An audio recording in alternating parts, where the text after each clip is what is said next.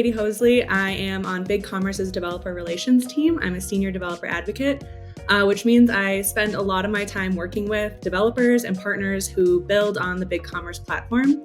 And I'm super excited today to be talking to Jo Baker, who is the CEO and founder of ShipperHQ. ShipperHQ and BigCommerce have a lot of big mutual clients like Solo Stove, Uplift Desk, Bulk Candy Store, Yeti Cycles, and Dippin' Dots. And ShipperHQ is the #1 shipping experience management solution in the world. With over 20 years of business experience in technology, Jo has expertise built from dealing with the shipping struggles of many thousands of retailers since 2008. So welcome, Jo. Hey, it's nice to meet you. It's the first time we've met as well. We've seen each other on Twitter a lot, so Yes, I know. virtually. This is so fun. So I'd love to kick things off, just getting to know what got you onto this journey as a developer and a founder. I know that you studied computer science in the 90s, and I'm curious, were you always interested in tech growing up, and what was it like pursuing a computer science degree at the time? Yeah, I started coding when I was about 9, so I got a computer in the 80s. I think there was a portion of people that just did that, and I was one of them that kind of hit that age, and computers were just coming out, and lucky that parents bought us one, and we were all playing with our friends.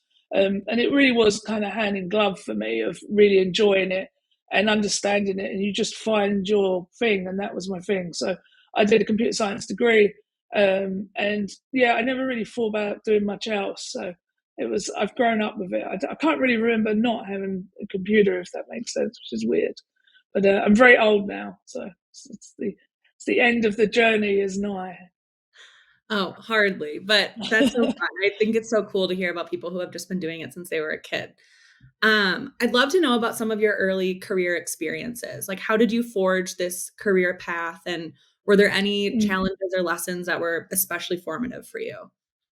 Yeah, and I think, being a woman in tech as well, it's definitely been interesting. I think one of the nice things, I suppose, in a way, was the fact that I'd spent so much time with a computer before there were any other people around, if that makes sense from a career perspective. So when I went to college, I was the only girl doing computer science. When I went to uni, there were some other girls doing similar degrees, like information tech, but I was the only one doing a computer science degree. But I just grew up around men around me, and I was still hanging around women socially, but not really in the workplace. And I think in a way that kind of just helped me walk into it. But I always wanted to be a developer, and I was always a coder. So I stuck very rigidly to that being my path as I entered my career. So I did not go for jobs in support. I did not go for jobs in project management or anything like that. I was like, I want to be a developer. This is what I want to do. And they were the only jobs that I applied for. And I think that was a good thing, doing that, to just me take charge of the direction that I want in my career to go, and holding fast to that, because it would have been quite easy for me to go any job in tech, but I didn't. I kind of stuck out and went for that career path, and I always took jobs doing that as well. So that kind of brings me to the next question is so you were so tenacious, you really wanted to be a coder. So when was the transition, or how did the transition come about to go from a coder working for someone else to being a founder when you founded Web Shop Apps in 2008? Yeah, well, I think I used to work for Thomson Reuters in foreign exchange, and they always was trying to get me to go into management, and I'd be like, no, I didn't want to do it. And I think primarily my reasons were, I always knew I could get a job being a developer and an engineer, and I was just concerned about being a manager. I just, for whatever reason, was that working class mentality I wanted to be doing. But I think eventually two things really. One was the kids come along, and I wanted to spend more time with them, which I falsely believed that running my own company would achieve that. And then the second thing was the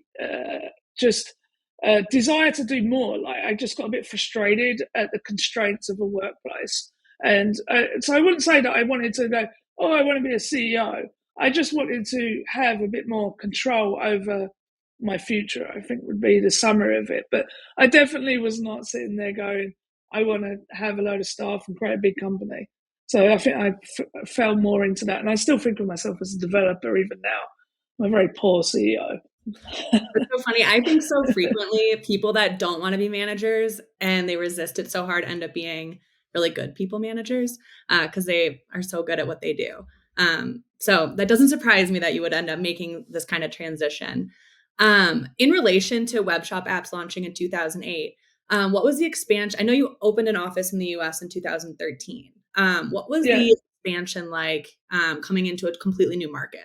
Well, we wasn't. We were selling about 50% of our business was in the US. So when I moved over to the US, the real drivers was the family. You know, like at 6 p.m. in the UK, you know, that all of work would log off, and then I'd be left dealing with like half of the business in the US, and I could just see this big demand. And I've just been extremely fortunate to meet people along the way that have helped propel what is now ShipperHQ forward, including, you know, in large part, honestly, BigCommerce have really helped us. You know, on our journey. But yeah, it really was about moving because of trying to log off at 6 and cook dinner. I have a very simple view on stuff, and I think sometimes people do overthink some of, you know, like where they're going and what they're doing. And I'm a big fan of just that simplification down to basics. And I think some of the best innovations and best learnings come from just going, what is right for me and what makes me happy, or what makes my team happy, and just focusing on that. I don't overthink stuff. I love that you have these, like, you call them simple views, but I think they're just like wise views that have been distilled down over like a lot of experience, but they're so true. Things really aren't normally that complicated, or I totally agree with you. They don't have to be so complicated. Kind of circling back to what you talked about like a few minutes ago about being like kind of like a woman in your computer science degree and seeing kind of men at work and women socially. 2008 was still really early for ecom. And so I would imagine was even fewer women in ecom then than there are now. How did that impact your experience as a founder and a CEO? Yeah, I mean, honestly, in 2008, I thought it was late to the game. So it's interesting that you say that. My husband was a merchant in 2008, and I was like, oh, you know, we've missed it. And now when you look back, you go, it's only just beginning. I think that's true of us now, and something we should remember. But I don't know. I think because, you know, like most of my career is around men, like I don't really kind of see the gap, right? I see it more as an older person in the space, and now about encouraging the younger generation coming up. But I think, like, in a way, my ignorance of it has helped me. Of going, I haven't seen those ceilings when I was younger, because to me they just weren't there. I think, you know, I have become more aware as I've grown the business. But at that point in time, I was very, and I do think that that's a good thing to be, is to have like tunnel vision, set your own journey, and not worry too much about, you know, what you can't do. Like, take control of what you can take control of. And I think I very much have that mindset. And it's like now I see some of that disparity between women and men and the opportunity and everything else. But I think I lived very much in a kind of, you know, what I didn't know didn't affect me environment. And, you know, yeah, like doors weren't opening for me, maybe, but I was just oblivious to it, you know, like I just carried on and was, you know, I'll trundle over it, you know, I'll take away hurdles. If hurdles are there, I'll take them away. But, you know, you don't see what you don't see, if that makes sense. Yeah, that totally makes sense. I feel like it sounds like you were too busy working really hard to notice Yeah. anything like that, which I think is such like a superpower in that context. I think it comes down to like when you say, like, you know, for me, it's like, you know, am I a developer or am I a female developer? No, I'm a developer. I'm an engineer. Like, and like, if you put me in the room with people, you'll know within 10 minutes that I'm an engineer. Like, you'll just know. And the female thing goes to one side at that point. Where it becomes a problem, I think, is when we're out externally, like yourself and everybody else, in people trusting our credentials and us being able to be a voice in the room and people wanting to listen to our voice. Because I think that sometimes people can think that we have a weaker voice. Well, we don't. We have as much intelligence and input as anybody else. We may not always talk the same language, but then different cultures don't talk the same language, and, you know, different groups of people don't talk the same language, as it were. We just need to learn to accept that within all groups. And I'm a big kind of advocate for that now, because I think it's really, the worst thing I don't like is when people make assumptions about somebody based on what they see, you know, you know, like, you should never make any assumption based on what you see. You have to unpick it and go, what is this person about? what do they bring to the table, etc., etc. And now I kind of shut that more and more. It makes me almost want to dress down more because I want to challenge people's perception of what it is to be a CEO, what it is to be an engineer, etc. I don't know how you feel about that, but I want to fly in the face of what people think it should look like. I think that's so cool because I do think we focus on so many things when really what we're doing is working and getting work done. Like how we look and how we dress is, and what gender we are, or where we're from, or what language we speak is like not really that important, even though sometimes it feels really important. Yeah, absolutely. And what's really interesting as well is that you find the discrimination goes in all directions. Like I've been out with women, like incredibly beautiful women, right? And they go out, and the amount of discrimination that they come against, even that we had, the other day at a conference, and it's just crazy, that we're having that. And then you get this with men as well. You're getting this, everybody's getting this at all angles. And I hear from men over 50, they're struggling to find work, and their resumes are just getting written off because of their age and stuff like that. And they still have so much to bring to the table, right? And it's this, I just think that we need to, continually challenge it, and it's like, if somebody says to me, do you like being a vegan? I'll say, I like meat too. But then I'll say, and they'll say, well, you just eat meat. Well, no, actually, I kind of agree with vegans as well. So, I think that we need to be able to be all these things, and to accept these different things that can live together in harmony, but also respect the differences between them at a simple level. It doesn't mean that you need to belong to all groups, but you can respect and, go and hang out in these different environments and be that, and that's to me very important that we need to get to. And I'm not sure people fully embrace that enough. Yeah, I mean, I couldn't agree with you more. I think you said it perfectly. Kind of in this vein, I follow you on Twitter. That's how we've interacted before, and on LinkedIn. And I saw your name experiment happen in real time. And for those who haven't seen it or don't know anything about it, would you like to kind of explain what that experiment was and why you did it or why you're doing it? Yeah, so my original name is Karen Baker. And last year I kind of, obviously there's a ton of memes and everything. And being a leader in tech and being of a certain age, I mean, obviously you're gonna get it. I don't really care, right? So, but like, it goes down to changing perception. So last year I had on my LinkedIn Joe, and then in brackets, not Karen Baker. And I would suggest if you ever want to raise your LinkedIn profile coverage and get more people to talk to you, then just do that, because the amount of people interacting as a result of that was crazy. So it's a great marketing ploy. So you should do that, Katie. Just put Katie, not Karen, or something in there. So just for fun. But it was good to just challenge people and go, well, like, what do you do there? It's the same thing, But as we entered into this year, what I found was that with my kids, it was starting to impact on them, like just at school, and they were seeing this on media and stuff. And like, you want to just take away these obstacles for children, and the last thing you want is them getting stressed out about their mother's name. So, and I think it was really important exercise with the children as well, to try and encourage them to, not children, but you know what I mean, right? To just say, be whatever you want to be, right? Like, whatever that is, it's okay. And I think, nowadays with kids, they're really, identity is a really big thing for them. And, for me, just changing my name is just about that. But I do think in the workplace, like what I found in that experiment is much more engagement from the younger male community on Twitter. People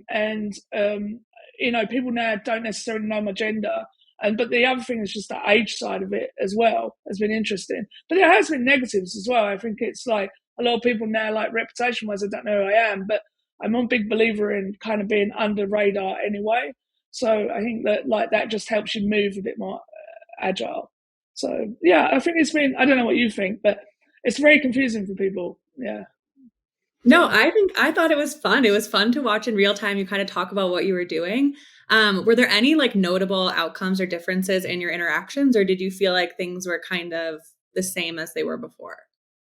No, it's very different. Like, people are treating me very differently, especially the younger community. And I'm seeing my engagement, like, on Twitter was definitely dropping off. And I was like, even though I am the age I am, I feel like I can still interact with a younger age group. And like, if you saw me in a bar, I'm a bit of an idiot. So like, I'm still got younger thinking, I think. And like, it's been great to go and be allowed to have those conversations still. And also just, I'm not trying to like be one of those people that puts loads of advice everywhere. But it's nice to be able to say to somebody, even when it comes on DM and stuff, and just go, they just come in and they just DM me, what do you think about this? What do you think about that? And give them that advice. Whereas I think I was finding that a struggle before. And it's, I don't mind doing that. And I'm not trying to get anything out of that. Not everything needs to be a transaction. Yeah, I love that. And you absolutely can speak to any audience. I think you're one of the most fun like follows on my Twitter. My Twitter is very tech heavy. And I just like love how you communicate with your audience. And speaking of social posts and transparency online, you're a huge presence in the developer community. Can you talk about the importance of community for developers and how how kind of like community has evolved over the last like decade or so? Yeah, I've done a lot of kind of unconferences and hackathons and stuff like that. And there's a real lack of women going to those. I was highly encourage women go along to those because, like, honestly, the men are fantastic. They like take me under their wing and look after me. And then it's really just cool to just sit with other people and just hack away at code and stuff like that. And I obviously do that less now. In Germany and Europe are great places to go for that. I would highly recommend it. But it's an evolution. I think that with COVID, we've all become a little bit separate again. And I think like there's a real need for us to come back together and to learn together. I do think there's a lot of individual learning that goes on, and it's nice to see some of the stuff that, for instance, BigCommerce is doing. Like I know with Space 48 over in the UK, the initiatives over there, because you can only, it's that whole you are the average of the 5 people you most hang out with. You're only going to get so much learning from the people within your company. So what do you do? Do you keep moving company, or do you look outside for inspiration? And you're, for instance, on social, and you're getting that from those places over there, right, and seeing it. But a lot of people are not, and I think this is where developer relations and people like yourself are really important to bring together people that are not necessarily working together, but then you match your skill set. It's like finding, tennis players of different levels and then bringing them together, and then they can play together and they're all raising each other up. And I think that there's just so much more scope to do so much more, though, especially with things like Discord and stuff like that. I think that we should be really doubling down on those types of technologies to do things like live streaming and pair coding and etc. So I think it's an exciting time for it. I don't know how you see it. I totally agree. I think a couple years of COVID has left people in general craving community. And I think that especially affects a lot of developers who work independently or, like you said, with a group. And there's only so much you can learn from the same X number of people. And it's funny you mentioned pair programming. I used to be like an agile coach, and we would harp on pair programming being so great because if you were the stronger developer, you had stuff to learn from the junior, and if you were the junior, you had a lot to learn from the senior. Like there's so much knowledge share that can come from any kind of community. We really, really believe in it at BigCommerce, and it's fun to see more and more people talk about how they believe in it too and know how important it is. Yeah, I think for commerce as well, it's like, especially now, like in 2023, right?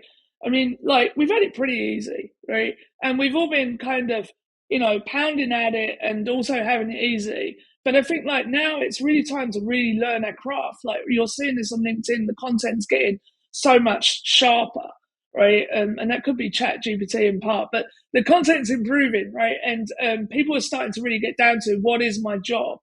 And I think that we're going to see on the development side, like there's such an acceleration now in, with the advent of AI, just that alone. And, you see things like Copilot and such like, that I think it's really necessary. And I'm saying to my team that if they don't learn new skills and they don't go out and see what's going on outside, they're naturally going to go backwards because you're not just going to stay still because everything is advancing around you. And so I think the developer community as a whole is, there's a real need for it to come together in the commerce space in order to bring new innovation, but also just to keep everybody moving forward and everybody advancing with all the new technology that's coming in, because this is almost like the advent of the internet. It's a massive step change in what's going on at the moment. And it's very hard for any of you to consume that individually. But as a group, you can consume it. And it's about sharing that load between you. And I think that's what community brings to the table and why it's so important we've got people like yourselves. I couldn't have said it better myself. It's like a rising tide raises all ships when everyone is working together. So this LinkedIn Live is this is like very merchant facing. And so one question I have for you is like, how should BigCommerce merchants approach finding and working with developers? And what are some best practices that you adhere to or you think about for merchants working with devs? I think one of the primary things that comes in is budget, right? Like I've seen a lot of people over the years working with developers, merchants come and talk to me about this and then ask me for advice, who should they work with? If you've got the budget, bringing in an agency stroke SI is by far the best thing that you could do. And even within that, like, where are they? So deciding if you want somebody in person that you can go and see in your local state, or you want somebody, you don't care if they're even in America or England or wherever you are, that kind of stuff plays into it. But I think at the developer level, if you're just looking for small things to be done, it really depends on you as the size of the merchant, right? My big thing is just MVP, right? So like minimum viable, like do something small with a developer, build up the trust relationship with them and move from there. I think that would be my advice. I love that. Very simple. Do you have any advice one more piece of advice question. Do you have any advice for potential entrepreneurs, particularly women or non-binary entrepreneurs or founders or developers in these really male-dominated spaces?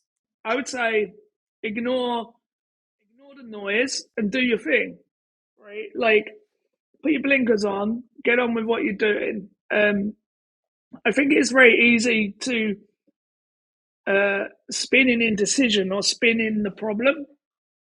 And one of the greatest pieces of advice somebody said to me was when I was complaining about something, and they said, "Go change it." And that's what we should all do. Is like we should all just go and change it, and we need to advocate for it. That shouldn't be the something that we do. Like we have to prove it and walk the walk. And then the more of us that do that, I think the more easy it will get for the rest of us. Ignore the noise and do your thing. I think that is really amazing career advice in general. I love that. I know that your voice is in rough shape, so I just have two more questions for you. First is, what are you most excited about for the future of e-commerce? I think data is like, everyone talks about data. We've been talking about it for years, data. I think with the advancement of AI, we're going to just see a whole new level of personalization coming in around, and understanding data and understanding that much faster. So I think that's going to be really, really important. I just think there's going to be just a big step change in how people are shopping online and where they're shopping, and the kind of composable commerce, headless commerce side of what they're doing, and just you see BigCommerce move into this, and I just think it's going to be really powerful about where we're shopping and why we're shopping in different places, and it all interacting in together. I think experience is just absolutely key and paramount. Absolutely. And all right, my final question is, what is next for you and for ShipperHQ? We're working on a lot of stuff. I think like ShipperHQ is a product with shipping experience in checkout. It's just like really powerful, that experience. Like Amazon spends so much money on this, right? And so people really need to put this into part of their strategy. And we've built this stuff because customers have kept saying, "Can you build this? Can you build that?" And one of the things that we're working on now is really showing the value of it and showing people how it affects that conversion. And I'm like super excited for that, because I think like it's just going to be a total no-brainer, like of what ShipperHQ is about, but also the analysis that people are going to be able to see and being able to fine-tune their shipping experience, and us take more control of that for them as opposed to them having to set it up. So I'm like I love new technology and the future, and I'm all about it. So ShipperHQ it's moving. The product should never, if a product's not growing, then it's dying. So ShipperHQ is always going to be moving. Well, thank you so much for being with us here today, Jo. I personally got a lot out of this. I hope all of our listeners did too. Is there anything you want people listening to check out or to look at after they leave here? Yeah, I think, I just want to say BigCommerce has been a fantastic partner for us over the years. And I think I always say that BigCommerce is substance, not hype. I keep saying you guys should do that as your tagline for marketing. But you guys walk the walk, and we've been really proud to have you as partners. And like any merchants, like looking at the platform, I say it's a solid team. We work with you in Austin and around the world, and we look forward to continuing our partnership together, especially at the developer level. So thanks for having us. Awesome. All right. Thank you so much, and thanks everybody for listening. And we'll catch you on the next LinkedIn Live.